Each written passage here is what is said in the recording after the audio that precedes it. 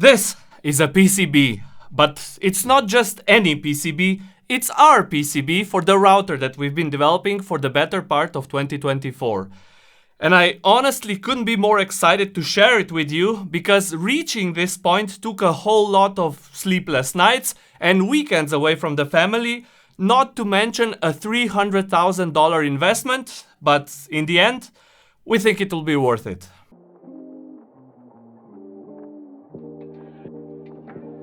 Before we begin, I first need to give a huge thanks to LTEC, the company that manufactured our prototypes here in Slovenia. Not only are they highly professional and detail-oriented, but their communication skills are second to none. I've spent 2 mornings there shooting the footage for this video, and at every point I felt nothing but welcome by pretty much everyone I've had the pleasure to talk to. Even without me asking, everyone took their time to guide me through the whole process and explain what every machine in the line does, how it does it, and how they all fit together. So all in all, I don't often deal with companies on this level, but when I do, it's all the more appreciated. Guys, I know you're watching this, so again, thank you. Now, when it comes to the production of printed circuit boards, you have to understand that the process itself is divided into 2 major steps that in practice couldn't be more different from one another. The first of which is the actual production of the bare, unpopulated boards, most commonly from a material called FR4. The result of this step are PCBs that are of correct dimensions, layer count, all the vias, pads and traces are where they're supposed to be. The only thing missing are the components, which is where the second step comes in, and that step is called pick and place, which is exactly how it sounds like. So we pick all the components that are needed on our PCBs and place them on. We'll focus on the second step in this video because it's this step that LTEC is specializing in. In fact, they treat the bare PCBs just as another component that needs to be sourced from elsewhere. And speaking of sourcing, you'll probably notice that all our PCBs have a tiny sticker on them, and there's a very good reason for that. You see, when mass producing a product, components for that product more often than not come from all over the world. And in the case of electronic components, those usually come packaged either as a tray or a reel. Now imagine that a company like LTEC has hundreds of clients, each of them having PCBs with hundreds of parts that are unique to that client. And this is where these stickers come in. Each of them has a QR code printed on it, and that QR code pretty much links everything together. Not only does it tell them what time, batch and series does a particular PCB belong to, but also all the real numbers that were used in production of this PCB. This approach allows for a perfect tracking of each and every component used in the production, which is especially important in case of serial defects. Imagine we produced a batch of 1000 units and a significant number of them would fail because of a faulty capacitor. Because of this QR code, we'd easily identify what reel this capacitor was part of so that we'd be able to contact the manufacturer and sort out things with them. But what's more important for us is that we'd be able to proactively reach out to all the customers that bought our devices from that batch and either offer a fix, a replacement, or just notify them of a possibility that their device may fail because of a faulty capacitor. Now, if you're new to the channel, or more importantly have never seen how a PCB is manufactured before, then I think it's important to define a few terms that I'm going to use throughout this video. The most frequent ones, I think, are the board and the panel, which I might use interchangeably throughout the video, depending on the context that is. But what you need to know at this point is that the board is one single PCB that will end up as part of the final product. This is a board, for example. The panel, on the other hand, is what we call when multiple boards are manufactured from the same sheet of substrate, and depending on the size of a board and the maximum allowed dimensions of the panel that the machines in this process can work with, a panel can have tens or even hundreds of boards each. In our case, for this prototype run, we decided we'll go with 2 boards per panel. However, once we hit production, we'll likely go with 6, 9 or maybe even 12 of them. And the reason for this approach is quite simple, really. Take the first device that the panels go through, for example, which is the solder paste printer. The only thing that it needs to do is to apply a sufficient amount of solder onto the pads on the PCB, and it does this pretty much in a single motion. It's not a slow process, mind you, but the difference between doing a single motion per one board versus doing the exact same motion on 12 of them, of course, means a significant reduction of time that the board spends in this device. Now add to that the positioning of each board to match the stencil position, and the benefits of having multiple boards per panel start to become very apparent and measurable both in time, which when it comes to production, of course, also means money. And speaking about stencils, let's dive into how the solder paste printer works in the first place. And for that, we'll use another term that you might not be familiar with, and that term is the fiducial markers, or fiducials for short. Somewhat awkward name aside, the purpose of fiducials is to serve as a sort of a visual anchor for the devices that the panel goes through. Because fiducials are placed on the panels at fixed and known positions and are of particular, usually round shape, this makes it very easy for the cameras inside the machines to locate them, which results in those machines knowing exactly how and where a particular panel is located, and in the case of the solder paste printer, it uses them to perfectly align the panel with the stencil. Stencils are actually quite hard to clearly capture on camera because most of the components are relatively small and only require a minuscule amount of solder on the pads that they will get soldered to. That is why these 80 micron thick stencils are laser cut at another facility, and as you can see, in our case, they were prepared with 4 boards in mind, 2 for one side of the PCB and 2 for the other. And yes, that's because we have 2 boards per panel, which means that in each pass, we print solder using just half of the stencil. As I mentioned earlier, once we're out of the prototyping stage, we'll probably have more boards per panel, which means we'll have to use 2 separate stencils, one for the top side of the boards and one for the bottom. But for now, this is the best approach because obviously stencils cost money, and being able to reuse the same stencil for both sides saves us some, which is great. I was told it took about 4 hours to design our stencil, which, keep in mind, is based on the Gerber files that we sent to the company more than a month ago at this point. Gerber files, in case you don't know, are basically blueprints for the PCBs, and they obviously also contain all the solder pads, and this makes it somewhat easier for the engineers because they have a concrete starting point for their stencil design. Now, you'd think that once the solder is applied, the next step would be to put the components on the PCBs, but that is not the case, because in order to avoid problems further down the line, the panels are fed into an optical inspection machine. This is very important because solder is essentially a fluid, a very thick one, but still, and as such tends to spread out a little once we remove the stencil. Now, obviously, this is taken into account when designing the stencils, but unfortunately, we can't completely prevent that. This is most relevant when it comes to the smaller components because their pads are so close to one another that it's fairly easy for the solder paste to form a bridge, which is essentially a short. Now, for the most part, even if this does happen, it's often not an issue because there's still some solder mask between the two, and that solder mask has a much lower surface tension than the pads that it's separating, which means that the bridge will break naturally once in the reflow oven. But it still helps to be aware of where these bridges might occur so that the engineers can double check once the boards come out of the production line. All these insights also help engineers prepare the pick and place line for both any subsequent prototype runs as well as the production runs down the line, and solder paste and its application play a major role in the final quality of the boards, so this is the perfect time to experiment with different pastes, stencil thicknesses, stencil hole widths, and so on and so forth. And one more fun fact, some chips come with thermal pads underneath, which means that the whole surface beneath the chip has to have solder paste applied. But because applying the paste to a larger surface in one go leads to more unpredictable behavior, they usually split that surface up into several smaller stencil holes rather than one large one. Once we're all done with the inspection and the panel is clear to move forward, it then continues its journey into the star of the show, the pick-and-place machine. As the name suggests, it's this machine that populates the boards with all the components that the final PCB needs in order to do what it was designed to do.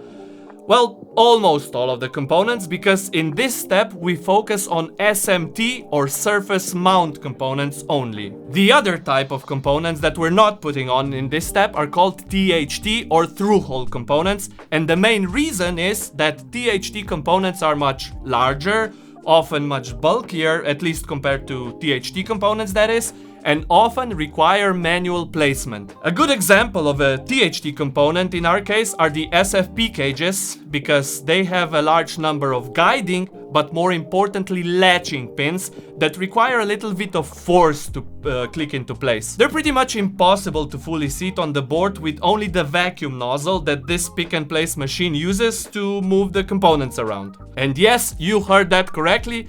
The pick and place machine uses vacuum to pick each component from the corresponding reel or tray and then moves it onto the correct position on the PCB. And because different components weigh and measure differently, not every nozzle can be used for every component. I don't know exactly how much our chosen CPU weighs, but it measures at 22 by 22 millimeters, which means it's the biggest component on the board if we ignore the connectors. Our smallest capacitors, on the other hand, measure only 0.6 by 0.3 millimeters. So that is 484 millimeters squared versus 0.18 millimeters squared, which I hope makes it very obvious that they cannot be moved into place by the same nozzle, which is why the machine has a special nozzle storage and it automatically swaps them out when needed. This particular machine has a revolving head with 12 nozzles, which means it can pick and place 12 components at a time. This is great news because, as you can probably see, by far the most time-consuming part of this process is actually moving the head between the reels on the sides and the boards that it's placing the components on. And speaking of reels, these get mounted on special cards that dock onto the machine from both sides. Given that each of these cards can hold up to 24 reels and the machine has 8 docks, that means that we can pick and place up to 192 different components at the same pass-through. So I guess it's a good thing we only have 130 components on our board. Anyway, on the video, you can probably see the machine placing components on the less important side, in a manner of speaking, which is the side that mostly features supporting components such as small resistors and capacitors. And, well, there's a reason for that. You see, every PCB that has components on both sides, which is the vast majority of them, need to go through the whole process twice, once for each side. And the final step in this process, which we'll get to shortly, is the reflow oven, whose main purpose is to melt the solder.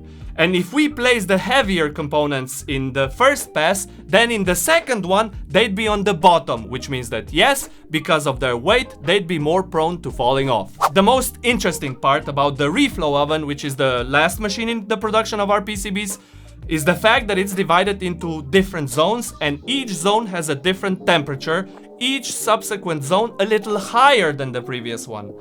These temperatures are usually defined by the paste manufacturer to ensure the most optimal reflow characteristics. Unfortunately, I couldn't get more footage of it, well, because it needs to stay shut during its operation, and they couldn't open it even if they wanted to, because it takes a significant amount of both to cool down and to heat back up to around 270 degrees Celsius, which means that shutting it down can easily mean days worth of delays on the production line. Once the boards are through the pick and place line, it's time to mount the through-hole components, and due to the huge variety of those, this step is a manual one, meaning the workers take each connector, for example, and place or snap it onto the board by hand. In our case, that's not a very time-consuming step because we only have 5 of these, so 2 SFP cages and 3 RJ45 ports. And once they're in place, the boards are then put into a special machine that solders these components from underneath the boards. But to understand how it works, we need to look at it in a backwards fashion. and because it has a camera mounted inside, it's quite easy to visualize. The actual soldering of our through-hole components is the last step in here, and as you can see, a special nozzle is used that has a constant flow of solder coming out of it at the top, and all it has to do is touch the pin it wants to solder for a set amount of time, which will result in a certain amount of solder flow onto the pins. But this solder has a problem, so to speak, and that's the fact that it has no flux in it. If you ever soldered before, even by hand, then you know that the majority of solder spools you buy have what's called a resin core. This resin is basically a flux, the main purpose of which is to remove the oxides and other contaminants from the surfaces of the stuff we're trying to solder, and without it, solder has a much more difficult time of bonding to those surfaces. So, this machine comes with an elegant solution in the form of a solder squirter. You know, because I have no idea what the technical term is, but basically it's the first thing that this machine does when the boards are placed in it.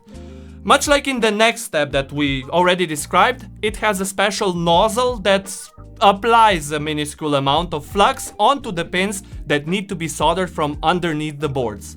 And yes, it uses fiducials we spoke about earlier to position the nozzle correctly. Told you they were extremely useful. What follows once the board come out of the THT soldering is another inspection, this time on an X-ray machine.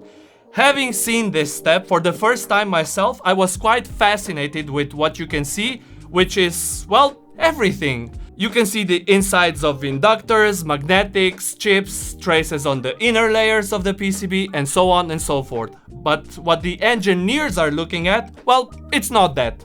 They're mostly concerned with the solder paste that you cannot see with your naked eye, such as the one underneath larger chips or inside through holes. In some cases, it's necessary for the solder to flow through the whole through hole, while in others it's perfectly fine if it does not. And this machine allows them to scan the boards at an angle, which means that they can see solder both on the top and the bottom pad of the hole, as well as throughout its whole height. They weren't quite happy with how the solder didn't look quite perfect on our USB-C connectors. And I'm not talking about the solder on the pads that carry the signals to the CPU, but the one in the holes that hold connectors in place. There was nothing wrong with them mechanically, but the lady that was working on the fix said that they have internal standards that they aim towards, and she wasn't willing to let it go unless it was absolutely perfect, despite me repeatedly saying she shouldn't bother, because obviously I was quite impatient to take the boards home. I recorded her working on a fix because another big thing that I've seen for the first time is this red silicone gasket that they use when working on boards with crowded components,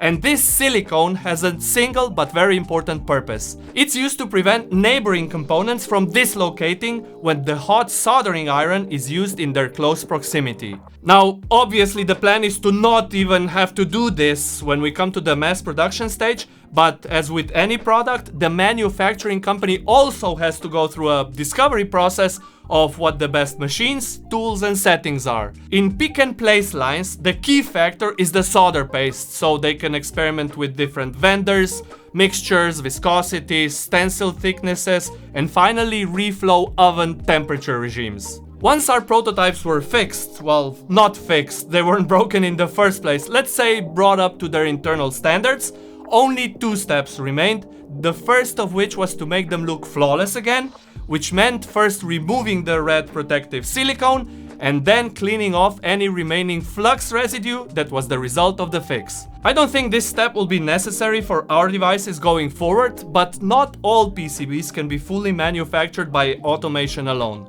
Some components are just too, let's say, not standard, either in size, shape, even both sometimes, which means they'll always need a human to solder them in place, and, well, soldering by hand leaves flux residue, which needs to be cleaned before the PCBs can be delivered to the customers. But looks don't really matter all that much if the product itself isn't functionally up to spec, which is why the very last thing that they do is a manual quality inspection.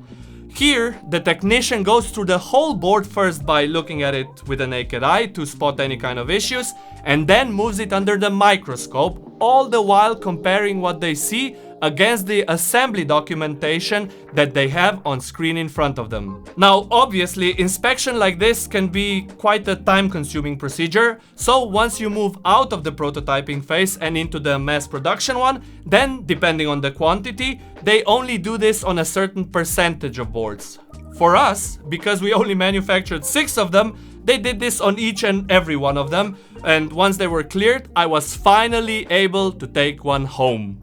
So, here it is, a culmination of the better part of our last year's worth of work, and I bet the one question all of you might have at this point is, well, does it work? I have no idea, because Aljaž, my co-founder, forbade me from plugging it in, and there's actually a very good reason for that. You see, each of these prototypes costs around 1,000 euros, so me trying to plug it in and basically frying it in case it has an issue would pretty much throw these 1,000 euros out of the window. Aljaž, or should I say our Dutch crew, on the other hand, have tools that can prevent this from happening in spite of a potential flaw. First, and the most important tool for this, is a dedicated lab power supply, which allows you to limit the amount of current that goes into the device, and the second tool is a pair of soldering tweezers. These allow you to basically grab a soldered component from 2 sides and effortlessly either take it off the board or put it back on. We've planned ahead for this, which is why we've strategically placed a number of 0 ohm resistors on the board, all of them basically serving as the output of a particular power stage or a bridge to the next one, if you will. Which means that, yes, if we, for example, remove the resistor at the output of the 5-volt power stage, then none of the chips on the board will get any power, but will still be able to measure and inspect, say, USB-C power delivery chip.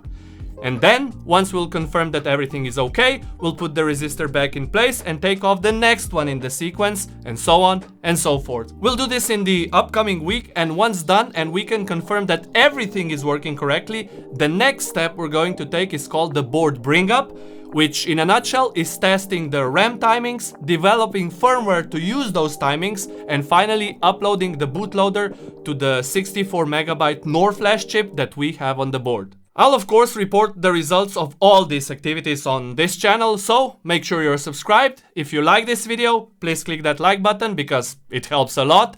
And of course, if you have any questions, leave them in the comment section below. Tomasz from Slovenia, signing out.